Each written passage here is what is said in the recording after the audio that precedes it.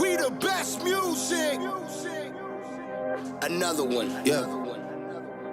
DJ Khaled. Bitches calling my phone like I'm locked up non-stop. From the plane to the fucking helicopter, yeah. Cops pulling up like I'm giving drugs, nah. I'm a pop star, not a doctor. Bitches calling my phone like I'm locked up non-stop. From the plane to the fucking helicopter, yeah. Cops pulling up like I'm giving drugs, nah. I'm a pop star, not a doctor. Ayy, shorty with the long text, I don't talk, ayy. Shorty with the long legs, she don't walk. Yeah, last year I kept it on the tuck. Ayy, 2020 I came to fuck it up. Yeah, I want a long life, a legendary one. I want a quick death and an easy one. I want a pretty girl and an honest one.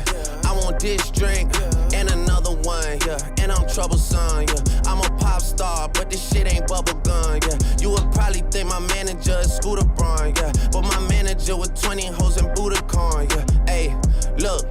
Ariana, Selena, my visa. It can take as many charges as it needs to, my girl. That shit platinum just like all of my releases, my girl. Niggas come for me, I tear them all to pieces, my girl. I'ma show your sexy ass what relief is, my girl. Please don't take no shit that's about to have you geeking. And I'm not driving nothing that I gotta stick the keys in. Wonder how I got this way, I swear I got the bitches calling my phone like I'm locked up non-stop. From the plane to the fucking helicopter, yeah. Cops pulling up like I'm giving drugs, nah. I'm a pop star, not a doctor. Bitches calling my phone like I'm locked up non-stop. From the plane to the fucking helicopter, yeah. Cops pulling up like I'm giving drugs, nah. I'm a pop star, not a doctor.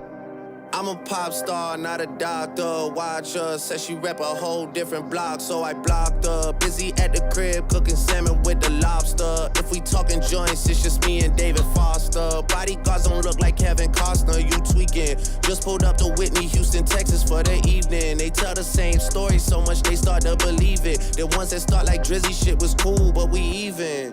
Man, how the fuck? 2, 4, 6, 8 watches factory so they appreciate. Crown in my hand and I'm really playing keep away. Shit don't even usually get this big without a Bieber face. Nah, piece of cake. Nah, Turks and cake. Yeah. Go and get your friends, we can sneak away.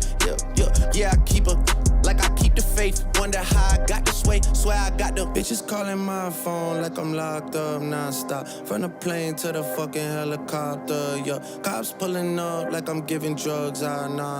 I'm a pop star, not a doctor. Bitches calling my phone like I'm locked up non-stop. From the plane to the fucking helicopter, yeah. Cops pulling up like I'm giving drugs, nah. I'm a pop star, not a doctor.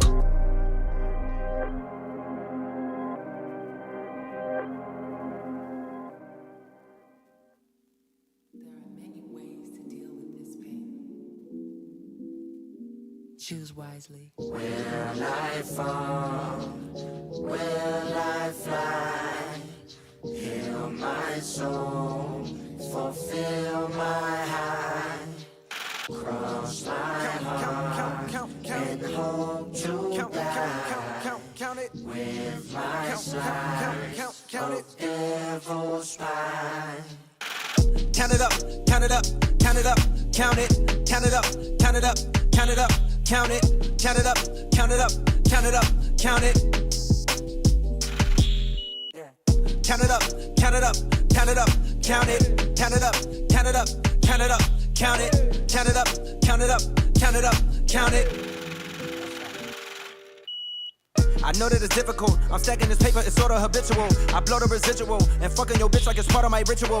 Part of the visual, but money you give me a heart on it's typical. I wanted it physical, $1 million I count up in intervals. Without it I'm miserable, don't wanna fall off so I'm all in my bag. Thinking God like it's biblical, I know it's gonna solve every problem I have. I bought on the principle, remember the teachers was all on my ass. Now look all of them pitiful, and all of a sudden I'm so good at math. Count it up, count it up, count it up, count it, count it up, count it up, count it up. Count it, count it up, count it up, count it up, count it. Can't take it when you die, but you can't live without it.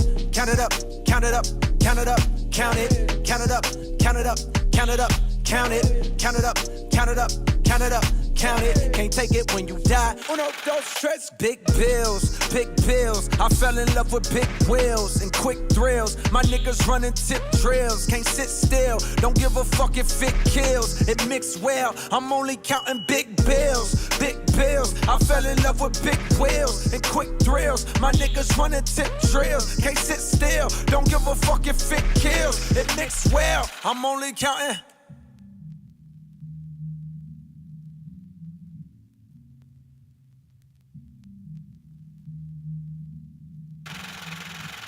Uno, dos, tres, cuatro.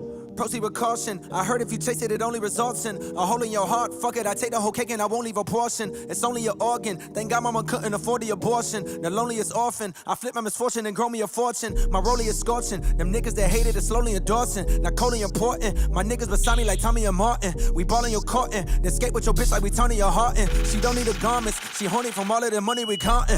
Count it up, count it up, count it up, count it, count it up, count it up.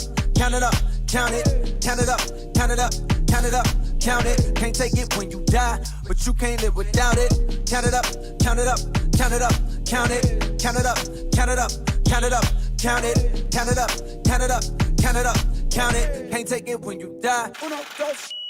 Will I fall? Will I fly?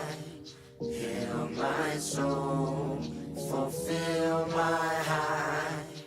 Cross my heart and hope to die with my slice of devil's pie. Whoa, whoa, yeah. Sometimes we laugh and sometimes we cry, but I guess you know now, baby. I took a half and she took the whole thing. Slow down, baby. We took a trip, now we on your block and it's like a ghost town, baby. Where did these niggas be at when they say they doing all this and all that? Tired of beefing you bums, you can't even pay me enough to react. Been waking up in the crib and sometimes I don't even know where I'm at. Please don't play that nigga songs in this party, I can't even listen to that. Anytime that I run into somebody, it must be a victory lap, ayy. Shawty come sit on my lap, ayy. They saying Drizzy just snap. This in between us is not like a store, this isn't a closable gap, ayy. I see some niggas attack and don't end up making it back. I know that they at the crib going crazy down bad. What they had didn't last, damn baby. Sometimes we laugh and sometimes we cry, but I guess you know now, baby. I took a half and she took the whole thing. Slow down, baby. We took a trip, now we on your block and it's like a ghost town, baby. Where did these niggas be at when they say they doing all this and all that? I'm in the trenches, relax. Can you not pay that little boy in the club? Cause we do not listen to rest. We in Atlanta, I buy her wig, she telling me Tay is the best. Point at the nigga who act like a killer, but you only one from the net. I'm like the baby, I'm not just a rapper. You play with me, you gon' get stretched. Bring Drake to the hood, surround Drake around Drakes. Even though I got a case, I'ma do what it take. And I never been embraced, and the money's hard to make, so I bet they on their face right now. I know that they at the crib going crazy down bad. What they had didn't last, damn baby. Sometimes we laugh and sometimes we cry, but I guess you know now, baby. I took a half and she took the whole thing. Slow down, baby. We took a trip, now we on your block and it's like a ghost town, baby. Where did these niggas be at when they say they doing all this and all that? When he tell the story, that's not how it went. No, they be lying 100%. Moved out of the risk and forgot about the bend. Now they just call me to tell me come get it. Now that boy off and I don't want no credit. If it was me, they wouldn't regret it. That baby dead and now they won't dead it. Yeah. Heart is still beating, my niggas still eating. Backyard it look like the garden they eating. Pillow talk with him, she spilling the tea. And then Shawty came back and said she didn't mean it. It's hard to believe it. I know that they at the crib going crazy down bad. What they had didn't last, damn baby. Sometimes we laugh, sometimes we cry, but I guess you know now, baby. baby. I took a half and she took the whole thing. Slow down, baby. We took a trip, now we on your block and it's like a ghost town, baby.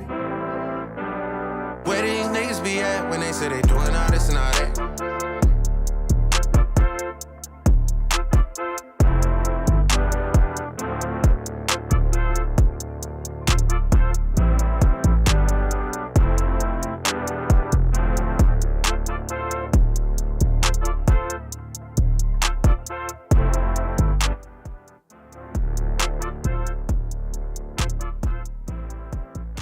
Back with the remix. These boys are my sons like Phoenix. My city and state never ever seen this. Jimmy Neutron, I'm a young boy genius. On a futon, I'ma give it that penis. When this shit's done, I'ma fill up arenas. Ooh, like Gilbert Arenas. Shoot my shot, I'm still with the demons. Ooh, I keep it thorough. I got 5 chicks in New York, that means 1 in each borough. I'm in the pocket like Burrow. When I'm back home, no, they treat me like Robert De Niro. Took her to Taco Bell, bought her a churro. Took her home, gave her a cinnamon swirl. I left it in, now I got her €1. Zeros on zeros on zeros. That's what my bank account balance say. I got a check from a shoe company, now I do anything a New Balance say. I bought her a plane ticket out of state. I got me a shorty from Roundaway. Said I'm in town today. She said she coming over and she down to stay. I got a hit, she been playing that shit. So when she pull up on me, I know what she bout to say. What's poppin'? Brand new whip, just hopped in.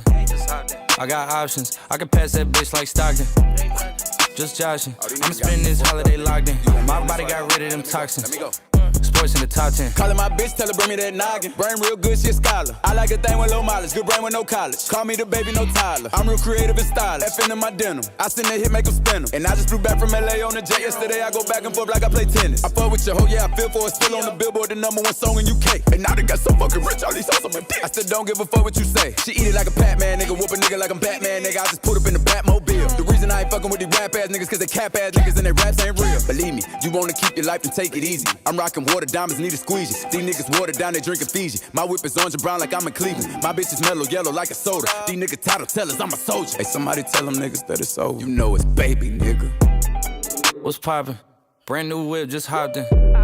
I got options. I can pass that bitch like Stockton. That scattered, I caught her. I'm out here with somebody's daughter. She calling me daddy. I'm somebody's father. I gotta go diss it. I when I go kiss it. I put my lips on it like somebody bought it. A diamond, a glacier, the card in the wallet. She put up to fuck me, but nobody caught it. She told me that she wasn't feeling my music. I fucked it. She told me it's nobody harder, and I'm with the G-ski. I need that shit for the free ski. We are not buying no pussy. You sell it on Peachtree. It's so much work on my celly. I had to go tell all my bitches email it to reach me. All in my DM, I'll follow your BM. She played with the Krosky. We used to fuck on the low ski. She used to lie on my bed and go lie to your face and say I'm just a broski. Nigga, you knows me. You ain't believe it. You wanted to toast me. I had it standing as long as a ruler in case you was coolin' and wanna approach me. Dropped the Bentayga, came back in the culling and she wanna fuck again. I want that tongue again. Stuck it so deep that she cough up a lung again. 5-star bitches, they on the run again.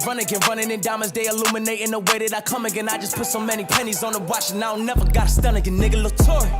What's poppin'? Brand new whip, just hopped in. I got options. I can pass that bitch like Stockton. Just joshing. I'ma spend this holiday locked in. My body got rid of them toxins. Sports in the top 10. What's brackin'? Brand new whip, new mansion. Brand new tips, new dances. Same old dick, new magnums. Same old shit, new maggots. Same old throne, new dragons.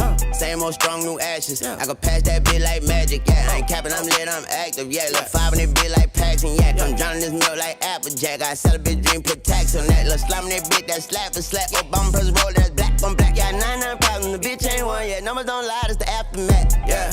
What's poppin'? Brand new phone, just dropped it. Fuck it, I got options. Royal Rebounds TV with Calvin and Barry. Just 2 crazy fans of the Sacramento Kings and they sharing their opinion. So be sure that you subscribe.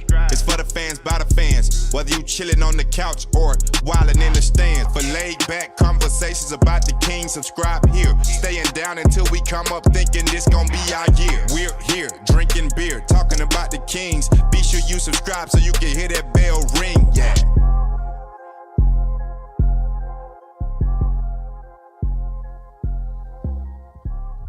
What's up, guys? Welcome back to Royal Rebounds, a Miami Heat YouTube channel for fans, by fans.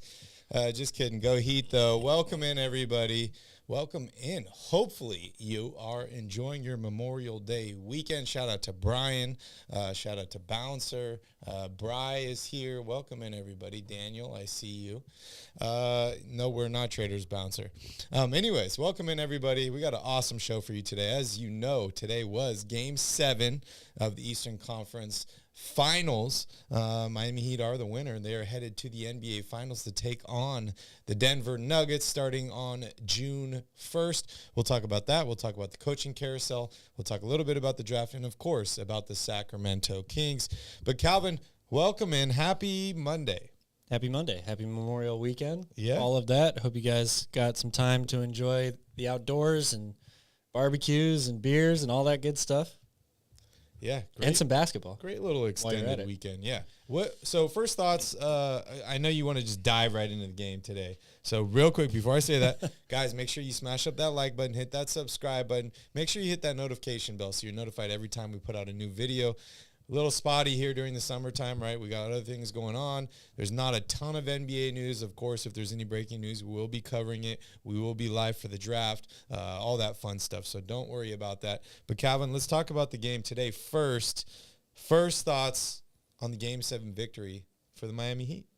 I'm surprised. I really am. I'm not surprised that Miami won.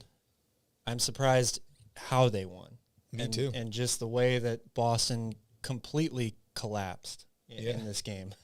I know Jason Tatum getting hurt on the first play of the game doesn't help, but they still have a very deep and talented roster. They got Malcolm Brogdon back. I was really, really surprised. At home, Boston's only able to put up 84 points, and they just could not stop chucking the ball from three. I mean, this is one of the better and most volume three-point shooting teams in the NBA, has been for the last couple of years.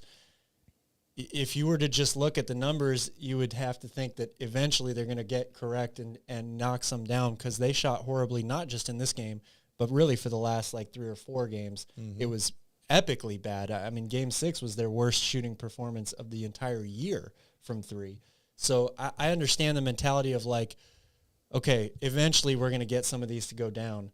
But when you come out and you go 0 for 10 to start the game, you have to try something else. You have to mix it up at that point. Tatum's hurt. He's not himself. I just was really surprised by the way that Boston folded at home in this game. Yeah, shout out to Alfie Man for joining in. Good to see you, Alfie Man. Calvin, my emotions were all over the place as this game was starting, right? First off, I'm like, okay, well, some history is going to be made today, right? We have an 8th seed advancing to the NBA Finals, or we have a team coming back from 3-0 to win a series and advance to the NBA Finals. I picked Boston to make it to the Finals. I picked Boston. I picked LA. I'm happy Miami's there because they're the team I was rooting for all along, other than the Sacramento Kings. But I did not expect them to be this far. So very, very happy for them. Proud of the Miami Heat team, and potentially Tyler Hero could be returning for the finals. We'll talk about that here in a second, but a little bit more on the game today. They did jack up a lot of threes. They turned the ball over a lot. I believe they shot 21% from the three-point line and like less than 40% from the field, so not a good shooting night for Boston, which is really uncharacteristic of a team playing a Game 7 in their home building, especially a historic franchise like the Boston Celtics. But I was a little mixed on this game. You know, part of me is like, okay, well, did Miami F up by losing the last 3 games? The momentum had been completely switched over to Boston. If Boston wins this game, that's 4 in a row. They win a Game 7 at home. They're going to the NBA Finals. I was saying if Boston wins the game today, they win the NBA championship, because they're just going to have a crazy amount of momentum. Maybe Denver's resting too long. I don't know. We'll talk about that. But then in terms of what Miami's doing, I'm like, well, maybe they kind of got away from what they did the past couple games. Maybe their spirits are a little crushed, and they come out here tonight and just crush the spirits of the Celtics fans. Yeah, they looked like the team that wanted it more right from the beginning, in my opinion. I think both teams played very hard, for not just for this game, but for the entire series. But Miami just looked like they had that edge about them. Yep. And they wanted we it talk more. so much about, you know, Miami culture and what it means to play for the Miami Heat, and Pat Riley setting this level of expectation. At this point, we really shouldn't be surprised anymore. Spoelstra said it himself. This team does things the hard way. And this is about as hard as it gets, right? I mean, if you think back to when this postseason started, they lost their first playing game. Yeah. They almost lose to the Bulls in Yeah. the second playing game. That was a really tight game that came down to the wire. Bulls could have gone to the finals. Bulls could have gone to the finals. But then they go in and they absolutely, not obliterate, but shock the world and just take down the Milwaukee Bucks in 5 games. They're still counted out after that. They win against New York. They were not favored at any point in the series, even when they were up 3-0. Yeah. They almost lose it. And then they come back and they win a decisive Game 7 after the monumental collapse and crushing loss in Game 6. A team that doesn't have as strong a mental fortitude for that type of thing, I think would have easily, after losing that game the way they did in Miami, come out and you would have seen the reverse of this, where they just they came out and get blown away by Boston. Not Miami. That's just not how they operate. Yeah, and they've, like we were talking about with Tyler Hero, who got injured in Game 1 of the first round. It's, this is a team that's done it the hard way all year long. As Eric Spoelstra said in the interview, I don't know how we're going to do it, but we're going to do it. We're going to win this game. We heard before this game started that Miami had already booked tickets to Denver for the finals. Boston's a good team. They got a lot of really good players. But I have to agree with you, Calvin. I think the Miami Heat culture is the one that elevated them to win this Game 7. Well, Boston, in the playoffs, you have to change a little bit of your identity at some point. You cannot cruise to the NBA Finals playing the way you played throughout the entire course of the regular season. Every series, every game is going to have those moments where teams take away your best options or what you like to do. And you need to be able to have a counter to that. Boston never seemed to have that. I mean, they can get really, really hot. Tatum and Brown are amazing individual one-on-one players that can have spectacular games and carry their team to victory. But when it's not going well, you just cannot, over and over and over again in this game, they're walking the ball into the half court, allowing Miami to set that defense. There's no player movement, no ball movement early in the shot clock. You leave yourself against a good defensive team that's taking away the paint like that so well, and also recovering to three-point shooters really well. You have to start and initiate offense a little bit earlier. I also felt like Al Horford and Robert Williams, Horford is pretty much just a three-point shooter at this point for them in his career and the way they use him on this team. The slip and the roll to the rim was open for those guys all night tonight. All game long. And they did not look for it. Robert Williams got a couple of lobs, but I felt like they should have been much more deliberate in trying to initiate offense early in the shot clock so they didn't leave themselves these one-on-one opportunities as the clock is expiring where you have to put up a bad three. And they should have looked to get – Robin Williams is good too. They should have looked to get some more lobs to the rim. I think that would have really opened up the floor for them and created some more space in that zone. Yeah. Alfie, man, I got this hat at Golden One Center, I believe, 4 years ago. I don't know, dude. The COVID just changes the whole timeline. But I did get it at Golden One Center, but maybe Thanks, Derek. You can get it on lids.com. Got another question here, Calvin, asking about your uncle, Brad Miller. Mother's side, distant father's cousin. side? Distant cut, like twice or 3 times removed cousin. Okay. And that's the reason I didn't get any of his size, obviously. That's the reason you were a Bulls fan, right? When you were growing up? Yeah, Brad Miller. Okay. Derek, good to see you. And, of course, Tanvir is here. Derek likes the haircut. As he should. It's growing pretty fast, Calvin. It is. It's coming back already. What are we doing with it? What are you doing with it? What are we doing with it? That's a good question. I haven't decided yet. Oh, interesting. I need to get a haircut too. My hair is getting a little long. Quick tangent, real quick, before we get back into the game today, Calvin.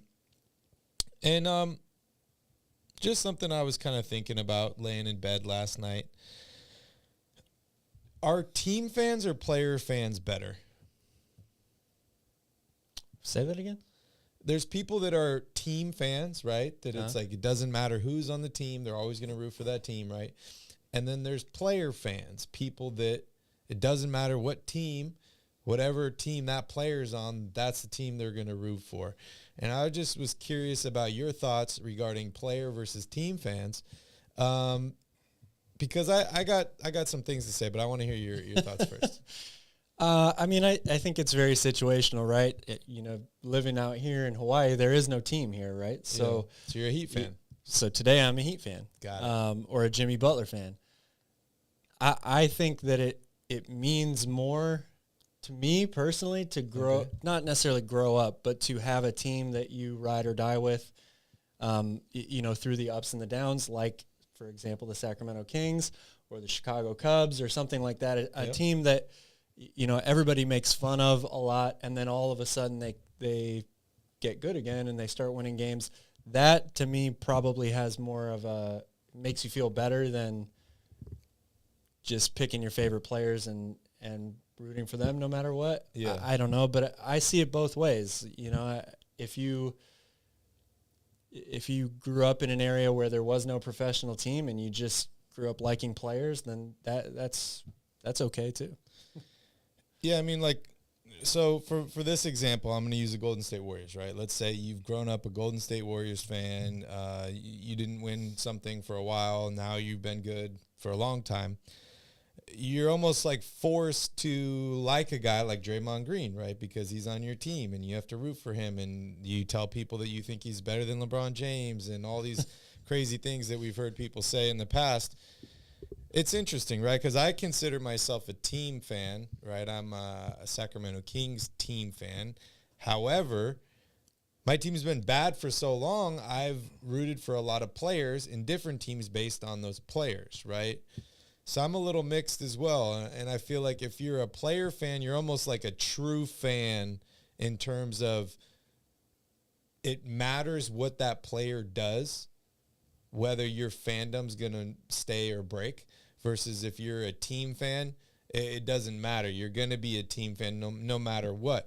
And I've seen a lot of people, like Raiders fans, right? Like, what percentage of Raiders fans transferred over to Las Vegas Raiders fans and lost the team when they were in Oakland, right? The Kings have moved multiple times. They were in Cincinnati. They were in Kansas City. They were in New York. So I was just kind of curious to hear your thoughts on team versus player fans. And you brought up a good point. When you grow up in a place that doesn't have a team, it's kind of hard to be a team fan. Of course, I was born in Sacramento when the Kings were in Sacramento, so I guess that's what makes me a Kings fan. But yeah, who's your favorite player in the NBA right now? Don't say Jimmy Butler. He's up there. He's definitely in my top 5. I mean, he has been for a long time. But I said last year that Damian Lillard was my favorite player to watch. Okay. I still love watching him play. He's a lot of fun. But that's the thing is I have a lot of players that I love to watch play, and I think that what you're talking about here, true fans of any sport will be both. They'll have their favorite team that they support through thick and thin, but they also, I forget who it was. Bri maybe said a couple times here already in the chat, I miss Sacramento Kings basketball. Yeah. We all do. But I love basketball, and I will keep watching even if the Sacramento Kings are not playing because I love to see good basketball, and I love to see my favorite players play. So I think that true fans of any sport will have both. They will have players that they love to watch no matter what team they're on. But they will obviously have their full support for their favorite team or their hometown team. Yeah, and anybody whose favorite player is on their favorite team, you're a lucky guy. Very, very lucky. And to have that through their career is very, very lucky. I'm talking about Kobe fans, Curry fans. LeBron's obviously moved around a bunch. But it doesn't happen when your team's been bad for so long. So that is, and it happens a lot less in today's sports. And guys move around a lot more. So yeah, that's pretty interesting. And yeah, unfortunately, the Oakland A's are going to be moving, which is unfortunate. But hey, maybe they'll start winning some baseball games. That would be nice. I definitely went to a lot of A's games as a kid with my grandpa. Sure, love the stadium, love the team, but miss winning some games. So anyways, let's go back to today's game, Calvin. Sorry, that was a little bit of a tangent. But Miami pulls it off. They close it out in Boston. This is a hell of a win for my Miami Heat team that was probably, they probably won't say it, but I'm sure there was some guys on the team that were a little worried after losing 3 games in a row, right? And we're the A seed. This team is better than us. And now they're showing it. But Miami comes out with the win. I mean, we talked about shooting. We talked about turnovers. They wanted it a little bit more. I mean, what did Boston need to do to win this game today, Cal? Well, aside from the stuff that we already mentioned, I did feel like a lot of, or maybe not a lot, but a good portion of the threes that they took were good shots. They were open shots, even after some ball movement, but they had too many possessions where they started too slow, a lot of isolation, a lot of holding the ball, not a lot of player movement. And it's fine if you're riding, a Jason Tatum 51 performance like he had in Game 7 against Philadelphia. But Tatum rolls his ankle on the first play of the game. Jaylen Brown, to me, was the biggest disappointment out of any Boston Celtic player. 8 turnovers by himself. Just could not seem to hold on to the basketball with his left hand every time he tried to dribble left. Mm-hmm. Way too careless with it. Didn't shoot the ball well. Not really anybody on this team did. Defensively, they made enough plays to win this game. 103 points is nothing to sneeze at in today's NBA. So I feel like they just did not adjust to what Miami was doing defensively. It was beating your head against the wall, saying these threes are going to go in eventually, and they just did not. So to me, it was just lack of assertiveness offensively, discipline offensively, too careless with the basketball, and not making enough adjustments. In game. Yeah, and another year, another rookie head coach for the Boston Celtics. Obviously, I think he's going to return for that team. But what do you see in the near future for this Boston Celtics team? This is really row, interesting. Right? You lose in the NBA Finals last year. You lose in Game 7 here, which you almost came back. You almost got swept. Yeah. Then you come back. You lose in Game 7. What's next for Boston? That's a very good question. I'm not really sure. I mean, on the one hand, this team still has a pretty young core overall, and they've already had a ton of success. I mean, they were in the NBA Finals last year. Jason Tatum's 24 years old. He's played in, I think, 4 Eastern Conference Finals already. 25. Yep. So there's still a lot to be positive with, I think, about this team. They're right on the doorstep of breaking through. I feel like a lot of times teams and franchises will hit the abort button or the blow up button too quickly. Mm-hmm.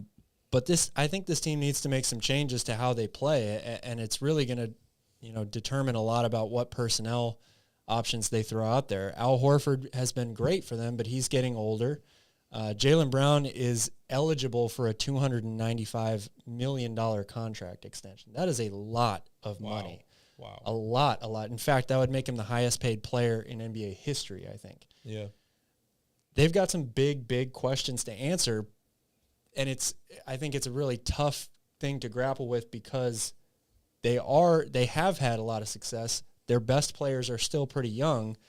There's a pretty reasonable argument to say, let's run this back again and maybe see if we can tweak some things to, the style of play we do, or maybe adding a couple other key veterans in there. But they've got some key free agents as well, guys like Grant Williams, who was an integral part of this team. So they're going to have some very difficult decisions to answer this offseason. Yeah. I'm just looking here at their salary cap for next season. You got Jason Tatum under contract for 3 more years, which is a good thing, right? You mentioned Jaylen Brown is eligible for the extension. He's still under contract for $30 million next year. Al Horford, 36 years old. This guy's been one of their best players in certain moments, especially last year against the what was it, the Brooklyn Nets when he was guarding Kevin Durant. Well, and this year too, guarding Joel Embiid. Yeah, in the so second he's round. got 2 years left on his deal, but he drops off. I mean, he's $26 million this year, $10 million next year, $9.5 million the year after that. You got Malcolm Brogdon locked up, Marcus Smart, Derek White, Robert Williams. We'll see what happens with Gallinari. I know there was a lot of hopes for him. It seems like there's hopes for him every single year, and something happens. I think maybe this team runs it back one more year. And if they can't make it over the top, then they make some changes. I really think next year's run is going to depend on the development of guys like Robert Williams, whether he can kind of step in and take that role from a guy like Al Horford. And then, of course, the continued ascension of Jaylen Brown and Jason Tatum becoming those dudes.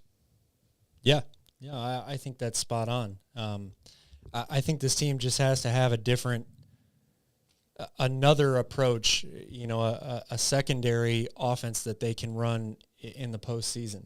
I mean, they were phenomenal all year during the regular season, knocking down 3-point shots. They have an incredibly balanced team and a group of guys that, they have probably 10 guys that are really good 3-point shooters on this team. But in the postseason, if those shots aren't falling, you have to be able to rely on something else other than just give Jason or Jaylen the ball and everybody stand around and get out of their way and hope that they can will you to victory. I mean, that's only going to get you so far. I mean, they're a miraculous tip in away from not even going to Game 7 at all. So there's the good, the bad, and the ugly with this team, or maybe even the great, the good, the bad, and the ugly with this team. They're wildly inconsistent for A lot of potential. being as talented a roster as they are. Yeah, a lot of potential. What do you guys think of the Spurs with Wemby? I mean, obviously one of the best prospects that we've seen coming into the NBA in a really, really long time. But what are they going to surround him with? Is he going to be healthy? There's a lot of questions. I think he could be an incredible player, and that's a great franchise. But a lot of questions. Just because you go number 1 overall doesn't mean anything, really. Yeah.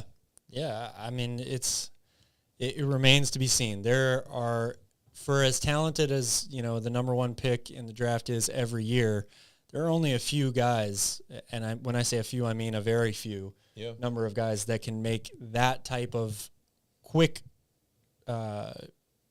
change and progression with an NBA franchise. Yep. Even if Victor is a great player, this was a not good team last year. So just adding him, it makes them better. But how much better does it make them? I'm not sure. I'm not saying these guys are exactly the same because obviously they're much different players, but the last number 1 overall pick that I felt had a similar level of hype was probably Anthony Davis. And what did Anthony Davis do on his team? Not much until he got teamed up with a guy like LeBron James, a Hall of Famer. So it takes a lot more than just one guy to win a championship. It sure does. So it really just depends on what else that team is able to add. And something that I've talked about in the past, kind of an issue with LeBron when he first came into the league, is there's almost a curse for guys that go number 1 overall and change teams so fast to where they don't have the options to draft another guy, to have 2 guys to go with, a Jaylen Brown and a Jason Tatum. But they already get the team a little bit better, and then they're picking in the mid-teens to early 20s, and they can't ever really get over the hump. So it'll be interesting to see how well he does next year. Probably the favorite to win Rookie of the Year, but we will see what happens. Definitely exciting. Calvin, I want to talk a little bit about coaching. We can talk about Bob Myers. I want to talk about a couple trade ideas, maybe some free agency stuff, and then dive into the finals preview. Before we do that, I just got to ask you, because all I've heard on ESPN and TV over the past day and a half is, I know Boston didn't actually do it, but would this have been the biggest comeback in NBA history, playoff history, if the Celtics would have done it today?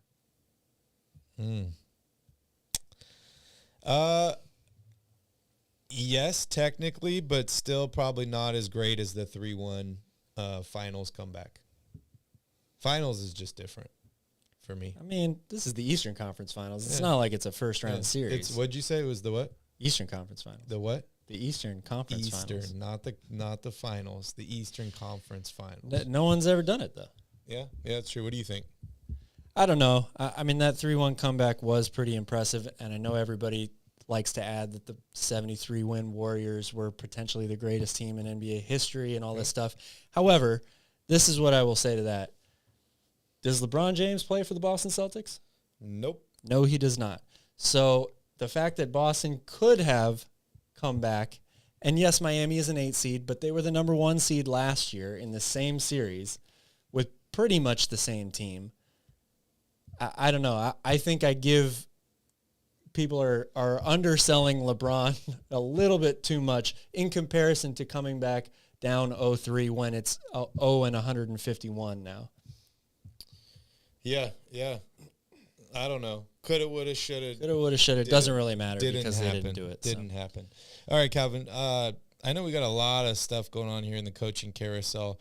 I can't keep track of all of it, but I know you can. So give me a brief little rundown. Well, there's a lot going on. What's happening? We'll get into Jordy here in a second because I know that's what everybody in the chat is most concerned about. But there was a head coaching job announced today. Nick Nurse is going to be the new Philadelphia 76ers coach coming from Toronto. Wow.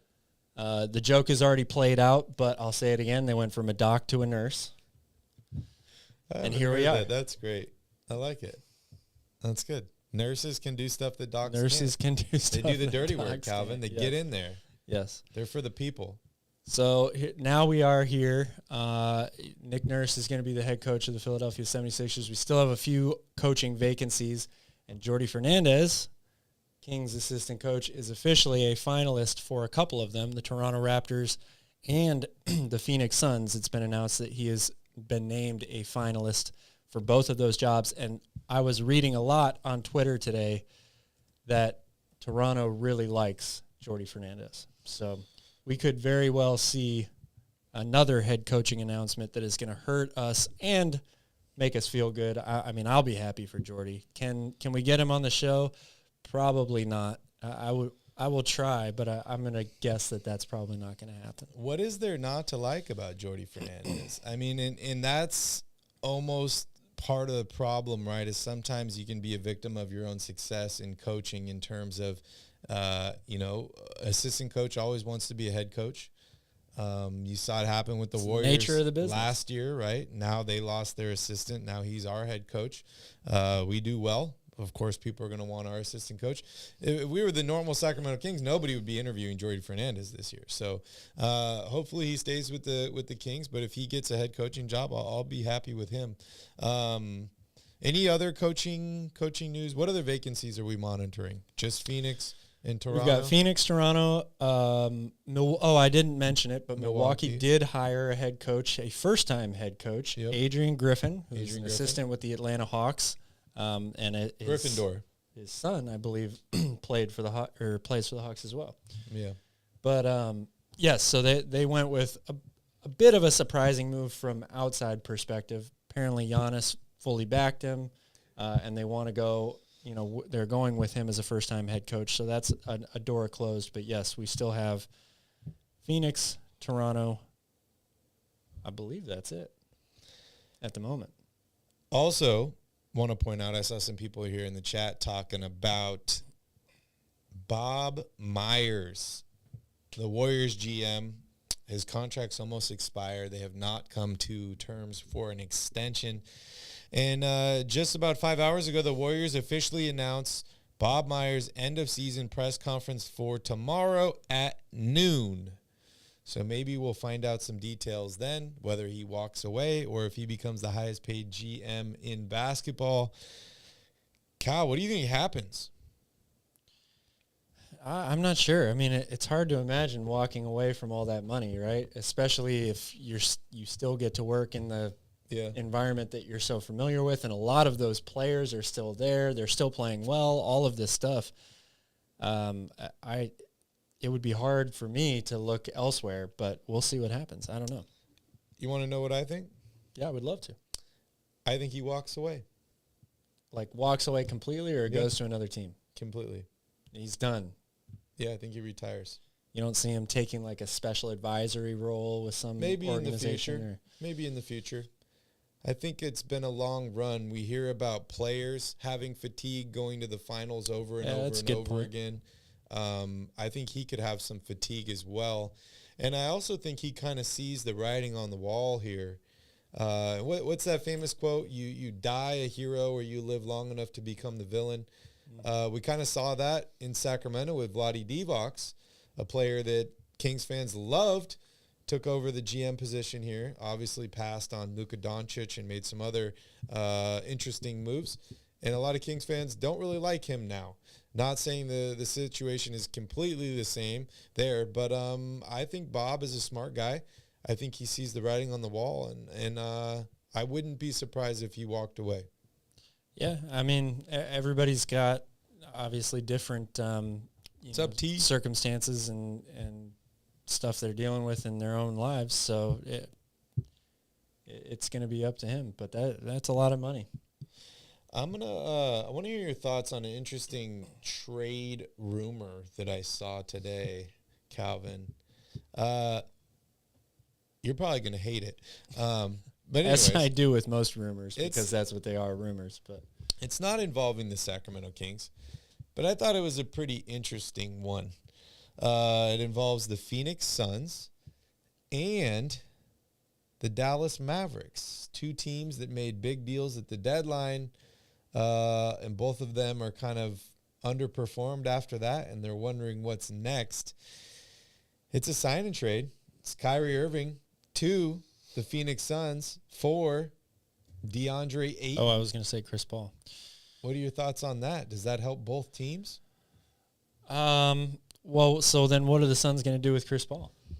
I mean, let him sit on the bench like he does when he's injured all the time. What, $40 million, or what is he owed next year? Let me take a look. I mean, I don't know. I think that would probably help Dallas more than it would help Phoenix. So here's the thing is first off, we know Ayton hasn't been very happy in Phoenix. He makes a lot of money. He's making $32 million next year, 34 the year after that, 35 the year after that. We know that Kevin Durant's boy is Kyrie Irving. Yes. He's figuring out where he wants to go. And guess what? Chris Paul's got 2 years left on this deal, but they are both partially guaranteed. Okay. $30 million next year, partially guaranteed. $30 million the year after that, partially guaranteed. How good of a team would that be with Kyrie Irving, Devin Booker, and Kevin Durant? Well, I'm not sure. I mean, first of all, I don't think you can start all of those guys. You're not going to start CP3, Kyrie, and Booker at small forward, right? So then you're going to have a conversation. Not? He started those three guys in Brooklyn: James Harden, Kevin Durant, Kyrie Irving. Oh, that's way different. I mean, we're talking about two guys that are 6 feet tall here. Yeah. I mean, that's being generous to Chris Paul, probably. No. I'm saying Chris Paul maybe comes off the bench, but you start Booker, Durant. Right. No, that's what I was saying. Yeah. You can't start all four of those guys at the same time. So then you're going to have a conversation with Chris Paul, basically, and say, hey, man, we want you to come off the bench. We think it's best for the team.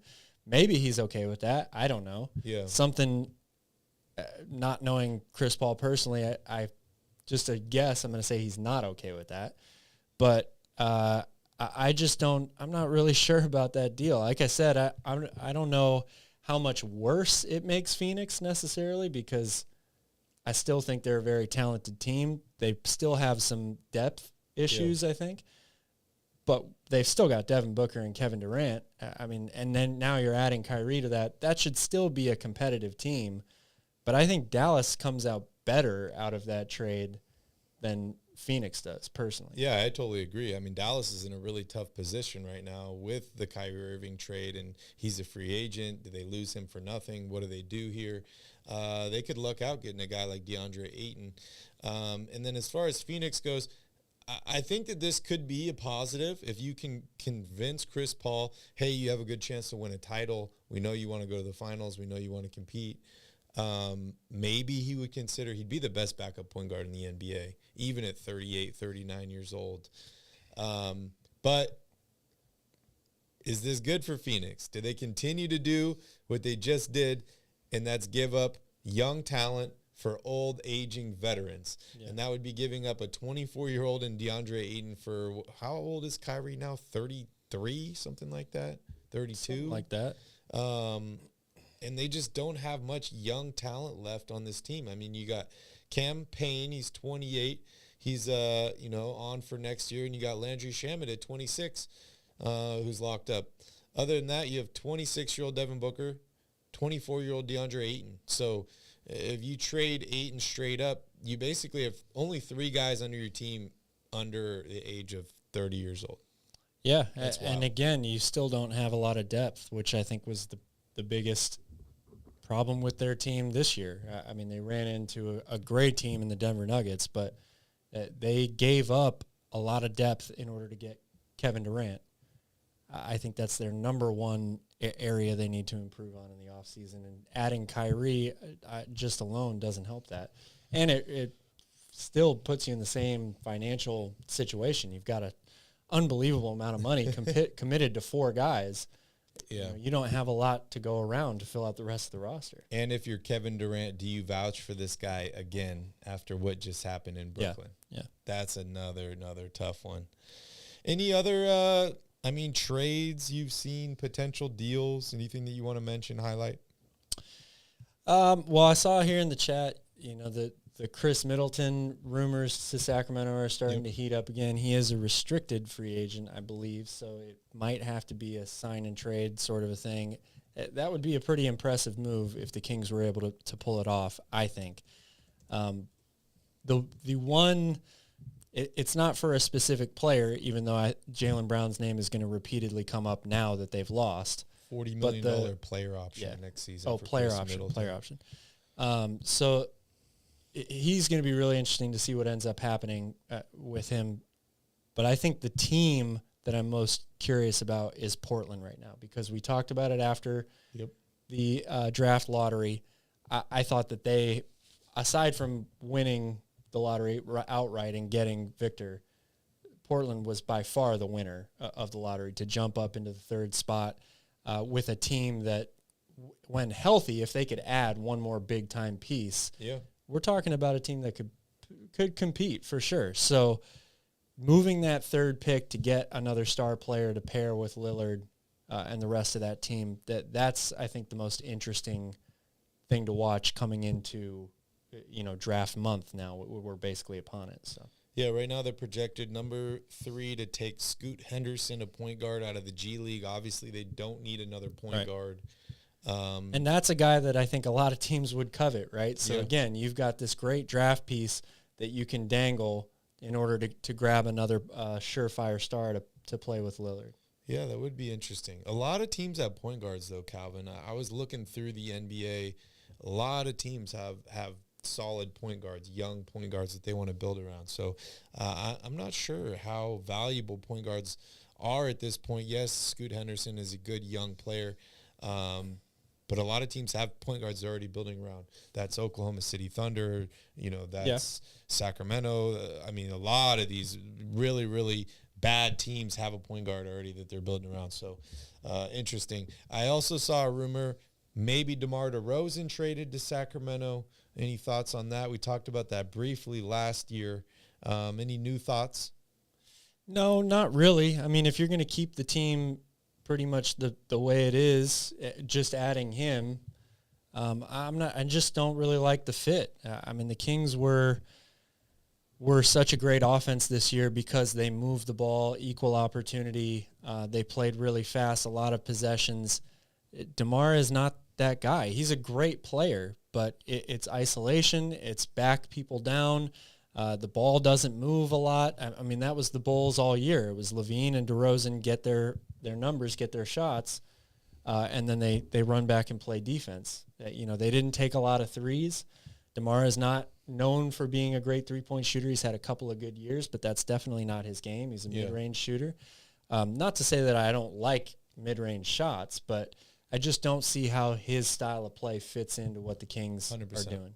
100%. He's I guess a low risk, low reward return. I think in a trade, I'd be more open to trading for a guy like Mikal Bridges that really fills the need, that fits the way this team plays defense and offense, and is much younger. So I mean, good luck trying to get Mikal Bridges away from Brooklyn after the way he finished the year. But that to me would be the best absolute home run move that the Kings could make if they could land that guy. Yeah, I see some people here talking about Lonzo Ball here in the chat. You have any updated news on Lonzo? Yeah, a report leaked. I guess you could call it leaked because the Bulls. The report was that the Bulls privately think that Lonzo will never play basketball again. It's crazy. Obviously no longer private, so I guess that is a leaked report or whatever the case may be. But I mean, this is something that we've been talking about now for a full year. He just cannot get it right. That's wild.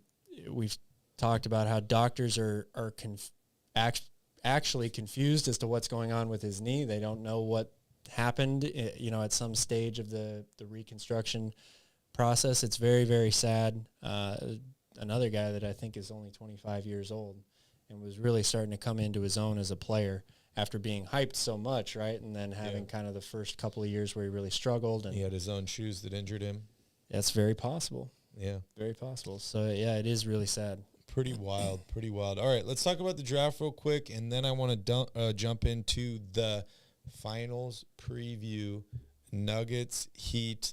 So we all know number 1 is projected to be Victor, 2, Brandon Miller, 3, Scoot Henderson.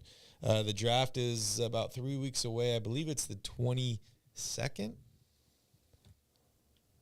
Something like that. I don't know the actual date. I know it's 22nd of June. Thursday. So 4 weeks from this Thursday will be the draft, and we'll do a show on that. But Calvin, any thoughts here? Any movement in the draft boards? And then, of course, any thoughts on Sacramento Kings picking 24?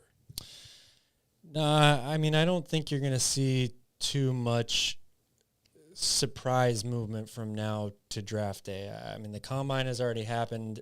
Obviously the college season has been done for quite some time now. Teams are doing their private workouts, which, that will move their draft boards around a lot. But as far as, the consensus or the media picks, I don't think you're going to see too much change from here on out. The Kings are in a really interesting spot. Actually, Charlie, if you're still here watching, he and I were talking a lot today about the draft and players, scouting. He put out his own draft board where he actually picks every pick in the NBA draft, first and second round. It's my hat goes off to him because that requires a lot of work to do something like that. But we were saying how, and this is not a new thing, it's been happening for a while, there's a lot of freshmen that leave college too early. The NBA draft is all predicated on potential, size, measurables, all of that stuff. NBA teams are absolutely willing to take a risk on a guy early if he's a young player and hope that they can develop him into the type of player that they want. What that does on the flip side, though, is it potentially leaves a lot of veteran, if you want to call them that, or really solid role players left available late in the first round, early in the second round, that will be very, very positive for a team that drafts them because other franchises took a risk or a leap of faith on somebody earlier in the draft. And there's a lot of forwards, I think, wing players that are available late in the first round, early in the second round that are going to fit that mold. So the Kings might end up getting lucky that somebody falls to them in that exact style, whether it's Chris Murray, or Colby Lewis from Xavier. I think there's a lot of different players here or a lot of different options that the Kings have with that 24th pick if they don't decide to trade it for something else. But yeah, shout out to Callum for joining in here. And Chris Murray, currently projected to go 22nd, is the oldest player projected to be picked in the first round of the NBA draft at 22.8 years old. We talked about how NBA ready Keegan Murray was last year. Obviously, everybody ages differently, but you would think that one of the oldest players in the first round would be more NBA ready, and that's what the Kings are definitely looking forward to, especially with that 24th pick, right? You're not gambling on a 18-year-old that's going to be a superstar. You're taking solid role players, guys that can fit in, you can plug in right away, and they can have an impact because the Kings are ready to win some basketball games. Question here in the chat, Calvin. What did I miss here? What's up, EJ? Good to see you. Callum doesn't believe Wembayama ever plays 70 games. Drew. I mean, there's very few players in the NBA that play 70 games now, so Drew Timme? That's kind of par for the course. Drew Timme will not be drafted. I'm serious. It's not that he's a bad player, but his athleticism, his speed, his size for the position that he plays are all negatives against him when it comes to the NBA. I think it's very, very likely that he could make a team, as an undrafted player, end up on a two-way contract, that sort of a thing, but I do not foresee him being drafted. Back to the Kings here. You think they draft somebody at 24, they trade this pick? What do you think? I think they're going to end up drafting somebody with the 24th pick just because, as it's already been covered here in the chat, and I agree with most people here 100%, the ideal move for the Kings would be to trade that pick and Rashawn Holmes, right, for a player that immediately fits into the rotation. I just don't see that deal being done. Who is going to do that? I just don't understand why another team would be willing to risk that, take on Rashawn's contract after the year that he had.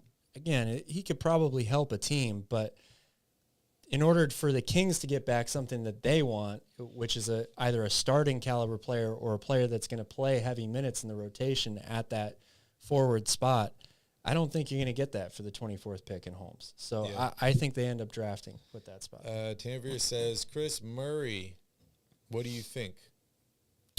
What do I think of Chris Murray, or do I think I think the Kings taking Chris Murray at 24. I think it would be a solid pick. I really do. I mean, if he's going to be there at 24, he could easily go, anywhere from probably 17 to in the mid-20s. What do I think of him? Very, very solid. It's kind of silly to say because they're twins, but he's a lot like Keegan, right? Yeah. I mean, they're very similar types of players. Really solid outside shooter, a pretty good rebounder for his size, versatile defensively, probably a better ball handler than Keegan is right now. I think that's the one area of his game that differentiates him from Keegan the most. You can put the ball in his hands and feel a little more confident him making plays for others or running offense. But he would be a fantastic addition to the bench.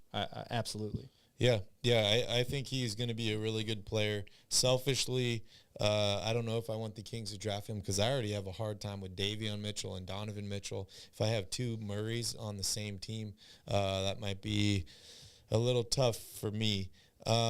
Last question, Cal, before we move on. Draymond Green could potentially be available here. Would you give up pick 24 and Rashawn Holmes for Draymond? That's tough. It really is. It's a tough one. My head says yes. My heart says no. Okay. If that makes any sense. Yeah. Because he really does fill an multiple areas of need for this team. A starting power forward. They don't need a scorer. They need somebody who's versatile defensively, can guard multiple positions, protect the rim, pass the ball. Yep. The floor spacing is kind of an interesting thing with Sabonis, the way that they play him. Not to say that Draymond plays in the post, but he kind of plays. He was making some shots in the playoffs. He was, too. But at times he plays Sabonis's role for Golden State in their offense. He's the guy at the top of the key with the ball in his hands, initiating the offense, making reads, making passes to get guys open for shots. That's a lot of what Sabonis does. So it would be a really interesting fit offensively, I think. There's also the question of money for a guy that's aging towards the end of his career? Are you really going to go all in like that? And then there's the question of, will it come back to bite you in the playoffs? Like we've seen it come back to bite Golden State in the playoffs in the past with his attitude. Now he's got his podcast. There's a lot of stuff that comes with Draymond Green. So I think from a basketball standpoint, it does make a lot of sense, but I would be really weary of making that move if I was Sacramento. He's got a $27 million player option for next season. Does he stay? Does he go? We'll keep track. Should be interesting. All right, Calvin, let's talk about what everybody's here to talk about other than the Sacramento Kings, because not a ton of stuff going on. But, hey, let's talk about the NBA Finals. We just found out about an hour and a half ago who's going to be playing in the Finals. We know Game 1 is on Thursday in Denver. It will be the Miami Heat taking on the Denver Nuggets. Maybe Tyler Hero will be available. He has been cleared. I heard he's aiming for Game 3. That's what I read. He's been cleared as a return. He's been cleared to return to practice, but not to return to game action yet.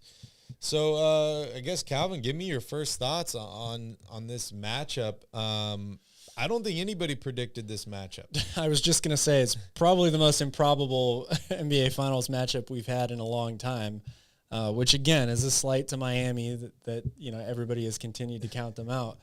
But it really is. I mean, when you think about the season that they had and the injuries that they had, it's a very compelling series, I think. I know a lot of casual NBA fans are going to say, oh, this sucks. It's a 1 versus an 8, all that stuff. I don't have any time to watch this, blah, blah, blah. I think it's going to be a better series than people think. I still expect Denver to win. There's just absolutely no answer for Nikola Jokic.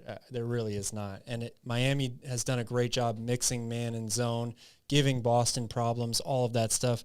Jokic is way, way too smart and way too crafty, all of that stuff for that. He's going to pick apart a zone defense if you try to throw that at him. So while I think that they have no answer, for Jokic, as we've already seen, one player doesn't mean you're going to win the series. Mm-hmm. I still give the advantage to Denver, but if Miami shoots well from 3, I'm talking about the guys that have gotten them to this point. As much as Jimmy Butler has been the man and celebrated for this playoff run, another very, very improbable playoff run, it's the other guys on this team that are why Miami is here. It's Gabe Vincent, it's Caleb Martin, Duncan Robinson at times, stepping in for Tyler Hero, Max Strus. Those guys all of a sudden flipping the switch and knocking down three-point shots when they did not during the regular season. That's completely changed this Miami Heat team. So if they're able to do that, I think they can get 2 games in the series, make it competitive. But I still like Denver in 6. Denver in 6. Wow. Take that Heat jersey off right now, Calvin. Guys, don't worry. Just chill out. We're going to get the Island Boys on here in a second. But, yeah, I mean, you have a 1 seed versus an 8 seed. It looks like a David versus Goliath, but it could be a little bit closer than that. I like the aspect that you have either Jokic or Jimmy Butler getting a title. That's pretty exciting, right? Jimmy's been searching for a team that cared about him, a team that would give him a max deal. Miami did it. He fits in perfect with the culture. An 8 seed winning the title this year, I don't think that's ever happened before, Calvin. That would be extremely, extremely exciting. And then on the other hand, you have a team that's never made the NBA Finals, a guy that was drafted late in Jokic. A lot of people counted him out. Has won a couple MVPs. Taking that team to the finals this year and could potentially win a title and a finals MVP award. So that would be exciting. And as Bouncer points out here, Mike Malone is also involved. I know a lot of Kings fans are still a little sour about that. But in terms of matchups, I mean, Bam Adebayo is probably one of the best guys you can put on Jokic, right, to try and slow him down. I don't know if you can slow him down, but you can definitely try. But yeah, I agree with you, Calvin. I think this is going to come down to whether the Heat can make shots, whether they can make threes. That's going to be the difference maker in this series. What's up, Charles? Good to see you. That, for me, is going to be the difference maker in this series, making threes. You brought up another good point, and that's Bam Adebayo, but I'm going to take it a different direction. You're talking about defensively on Jokic. Bam's a great defender. I don't think there's a defender in the league that can really stop Jokic at this point. Yeah. Which is crazy to say because the guy is so slow and looks like he's about to fall over every time he spins. Shoots the ball from behind his head. Shoots the ball from behind his head, but you know what? It goes in every time. So I don't think that Jokic is still going to get his numbers and be a force. However, on the flip side of that, Anthony Davis had some really good games in that series, but there were a lot of times where he just took his foot off the gas completely. Bam has not played very well offensively throughout the course of the playoffs, but if there's a matchup for Bam where he could get going because he plays on the perimeter a lot, he's a good ball handler. Yep. He is 10 times quicker than Jokic. Yep. If you give him the ball, spread it out a little bit, and let him go to the basket, that could cause problems for Denver. A, Jokic could get in foul trouble. B, he's able to make passes for others because the defense is collapsing, which gives all these great three-point shooters wide open looks. So that is a really interesting matchup, I think, in this series. Yeah, and then, I mean, for me, the difference maker really in this game is probably going to be Jamal Murray. I don't think anybody's been able to keep up with Jamal Murray. Yeah. That guy is just incredible. The As Nuggets, long as he's healthy, they got it. Yeah, and so much gets talked about the Nuggets offense, and rightfully so. They've been the best offensive team in the NBA playoffs, not the regular season, of course, but they were a dominant offensive team all season long. The difference for them has been the commitment they've made to the defensive end. And I go back to what I said early in the year. Getting KCP and Bruce Brown are going to be two of the best possible moves that any team made in the offseason last year, and it is coming to fruition in the postseason because since January 1st, I think they've been a top 10 defense as well. They've got a little bit too much going, and I love me some Aaron Gordon. So, Yeah, Kyle, and I guess the only thing I can really counter that with is the fact that this Miami Heat team, yes, there are some new faces, but, their core group of players have been together for a little while. Their coaching staff has been together. Their front office, they have a culture. So maybe they can kind of build off of that a little bit. They've gotten this far. Maybe the return of Tyler Hero, an energetic Tyler Hero that's not going to be banged up, hopefully, and be fully rested. Maybe he can have a big impact on the NBA Finals for them. It's going to be an interesting series. Calvin, they're going to have to light it up from outside. You take Denver in 6. I'm going to take Miami just because I want to be different. Miami in 5. Oh, wow. Yep. All right. I think Jimmy sees the light at the end of the tunnel, and he's going for it. Well, he's going to have to average 30 a game in this series, and the Heat are going to have to shoot at least 43% from 3 to win, I think. Yeah. I want to play the Island Boys real quick, and then Christian wants to talk about the Gilbert Arenas slander. The Kings won, yeah. Oh, yeah, the Kings won, yeah. The Sacramento Kings, oh, yeah, the Kings won, yeah. Fox is so fast. Sabanas is so strong, yeah. Coach Mike is so smart, yeah. They are the playoff bound, yeah. Yeah. All right, Calvin, what do you have to say about this Gilbert Arenas? It's funny. I absolutely loved Agent Zero and watching him. He was so much fun to watch. But now every time I hear his name, all I hear is that rap song where he goes, Gilbert Arenas. Oh, yeah. What song is that? What's Poppin'? Yeah. Oh, yeah. We just played it. Yeah. Okay. So I got to be honest. I don't know what this slander is. I don't know what Gilbert Arenas said. I don't typically listen to too much of what he says, but Gilbert Arenas. If anybody out there can fill me in, please do. If you can do it before Barry. Gilbert Arenas says Klay Thompson Warriors contract extension not automatic. I think Christian's talking about something about the Nuggets specifically, but he says that LeBron James is a top 5 player. He said, "Wow, he's got a lot of stuff going on." Oh, he always does. He says he doesn't want the Warriors to offer an extension to Klay Thompson. He says all these coaching firings are cowardness by GMs. Interesting. He reveals. He's been talking a lot, Calvin. He reveals his biggest concern about I think Victor. that's what he does for a living. Wambayama. Anyways, enough about Agent Zero. I think that pretty much wraps us up, Calvin. Unless you have any other final things to say here. No, I was just checking. I thought I saw. Yeah, we got Nick here requesting.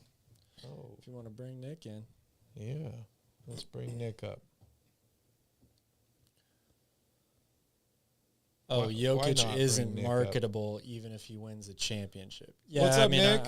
I disagree with that as well, for sure. Oh, no pizza tonight. No pizza.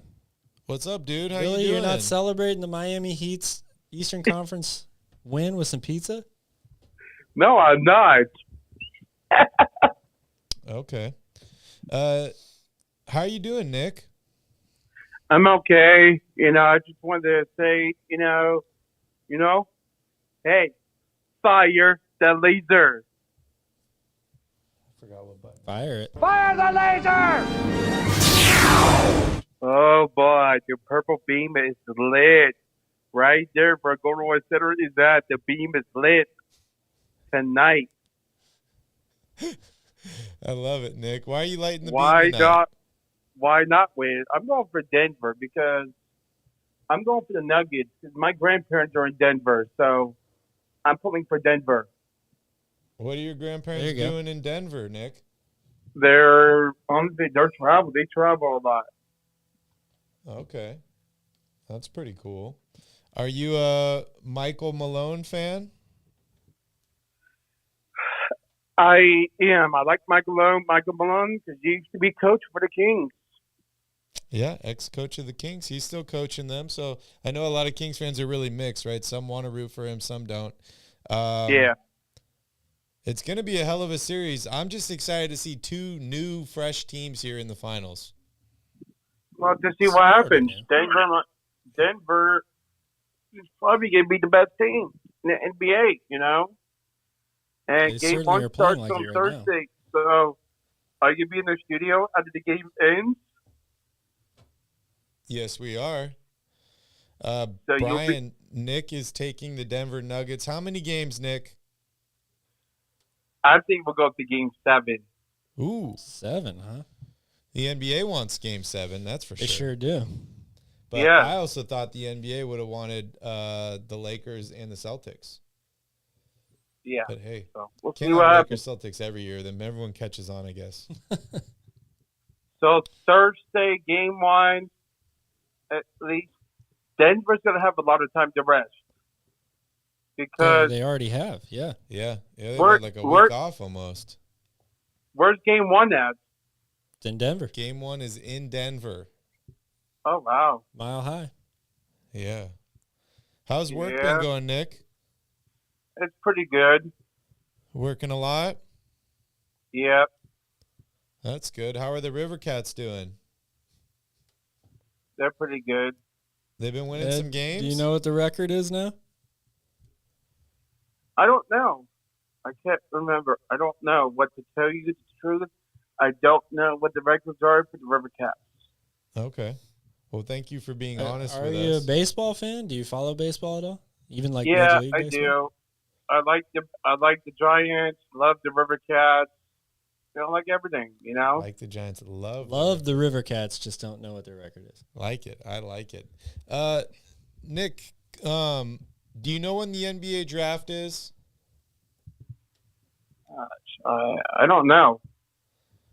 It's June 22nd, so 4 weeks from Thursday. Okay. Is there going to be a draft watch party at Golden Center? Probably. The Kings have the 24th There'll be one on this pick. channel, too. Who do you think the Kings should draft? I have no idea. Have you heard of a guy named Chris Murray? I think so. It's Keegan's twin brother. He's available potentially at 24. If you're the Kings, would you draft him? I probably would. Okay. There you go, Calvin. There you go. Case closed. Shout out to Charles, by the way, coming in with the truth. You know, I would look at drafting him. I wouldn't mind it. Okay. Yeah, Charles says the River Cats, or the Cats, as the fans call them, are currently 24 and 27. That doesn't seem very good. Yeah. 500 team in baseball is not so bad. That's true. How many games do they play? I don't even know what league the River Cats are in. They're the AAA affiliate. How many games do they play? That's a good question. I don't know the answer to that one. It's a lot of games. Charles? It's a lot of games. Do you know? Christian, we spoke a little bit about Sasha on the last podcast. Calvin, any thoughts on Sasha? I mean, I don't know. In the finals. They didn't win the championship. I don't know what else there is really to say at this point. I mean, it's looking very, very likely that he's going to be on a member of the Kings next year. And there's a lot about his game that would lead you to believe that he will fit into that offense pretty well. I don't know about cracking the starting lineup personally, but I think he could be an excellent option for them off the bench. Did we get any Ja Morant news? Man, I don't know. It changes. It's so up and down with him. I guess there's so much stuff. There's just all these memes about him right now. There has not been an official announcement about a suspension yet. I heard his shoe is sold out or something. I don't know. Anyways, Nick, we're about to end the show, so I want to ask you before we end it, if you're the Sacramento Kings, what's one move you need to make this offseason to improve? One proof is to let's get better drafts and let's do better. There you go. Sounds like an improvement to me. Oh yeah, let's get better. Oh yeah. Well, Nick, thank you for joining us. We appreciate it. We'll be back next week, so hopefully you'll be there, available to join us again, guys. Of course, don't forget to smash up that like button, hit that subscribe button, and hit that notification bell so you get notified every time we put out a new video. Like I said, the schedule during the summer is a little spotty. We will be available during the draft. We will be available during free agency, but the stuff in between is going to be in and out. So thanks to everyone that joined in here. Jeff the Lefty, I see you. Christian, Bouncer, Charles, Tanvir. I know who else was in here? Calvin. Charles is here. Central Valley. Of course, Alfie Man is here. Charlie. Tanvir. Thank you guys all so much for joining in. Thank you to Joseph for joining in via Twitter Spaces. And, of course, to Nick. Thank you all so much. Have a wonderful night. And in the meantime, go Kings. And go Heat.